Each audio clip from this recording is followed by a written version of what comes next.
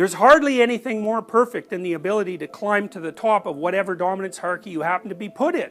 Now, one of the things I would say is that women exerted tremendous selection pressure on men to be exactly that sort of creature. Now imagine that there's a set of qualities that makes it more probable that you'll get to the top of a dominance hierarchy. Now that's not that hard to imagine, right? You might think, well, intelligence might have something to do with that. Attractiveness might have something to do with that. Power, we know from studies of chimps that, you know, because you might think of kind of prototypical caveman society that it's like the caveman that looks most like a bodybuilder who's the most dominant caveman, but so to speak. But what DeWall found among the chimps was that the chimp who was at the top of the male dominance hierarchy, who remained at the top relatively stably so that he wasn't brutally murdered, say, by two chimps that were below him in the dominance hierarchy, was actually kind of a good leader in some sense, you know. So he got along well with the females in the troop and maybe even attended to their children to some degree, and he wasn't a completely unpredictable tyrant. And if he was like that, then, you know, a couple of male chimps would form a coalition, and when his back was turned at any moment, then they'd rip him to pieces. And so that's really, it's phenomenally interesting, because what it suggests is that there's a stable set of characteristics, relatively stable, that are operative within a dominance hierarchy that propels you to the top. And that's characteristic not only of human dominance hierarchies, but it's also characteristic in a way that's analogous to even chimp dominance hierarchies. So that's kind of an interesting idea, right? There's a set of stable traits that propels you towards the top. And some of those would be indicators of biological health, like symmetry and beauty, and some of them would be, well, what other characteristics the rest of the bloody troop think are admirable? Because there are people you admire. You think, well, why are there people that you admire? And what does it mean to admire someone?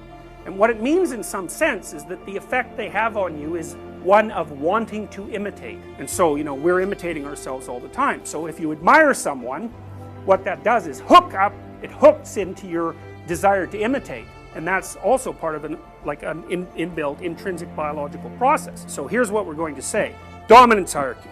Reason for getting to the top. That produces admiration, partly because people want to be at the top of a dominance hierarchy. It's less stressful at the top. You have better resources at the top. And the top is a place, right? Because it's been around for 400 million years. It's a place.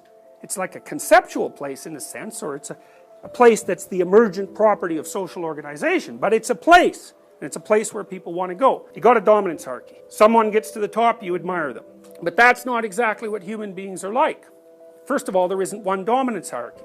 There's hundreds of the bloody things, especially as society becomes complex.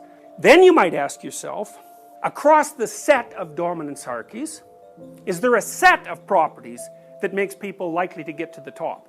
And that's the kind of question that only a creature capable of abstraction could ask or posit. The figure that represents the properties that produces the highest probability of climbing to the top of the set of all dominance hierarchies is a messianic figure. That's what a messianic figure is. So, and it's a kind of abstraction, it says, because of course, obviously a messianic figure is an ideal, right? Clearly.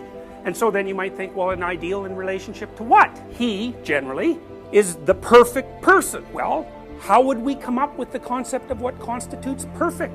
Think about it as a biological category.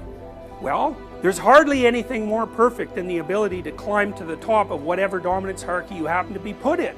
Now, one of the things I would say is that women exerted tremendous selection pressure on men to be exactly that sort of creature. You know, you want to select a partner, because you know, you've heard the idea of hypergamy, right? Women mate across or up dominance hierarchies. 3/4 of women will not consider seriously dating an unemployed man, whereas 1/3 of men would have a problem dating an unemployed woman. So there's obviously a gender bias there, and I think there's a reason for that. I think that it's grounded in both rationality and evolutionary biology, is that women across cultures tend to mate across and up hierarchies, let's say. The reason for that, I think, is that they're logically, and this is where the logic comes in as well as the biology, they're looking for a partner that can be of substantial economic utility, practical utility, when they put themselves in the vulnerable position of having a child. You also have this additional problem, is if the employment situation tanks in any serious way, then men become less desirable as partners.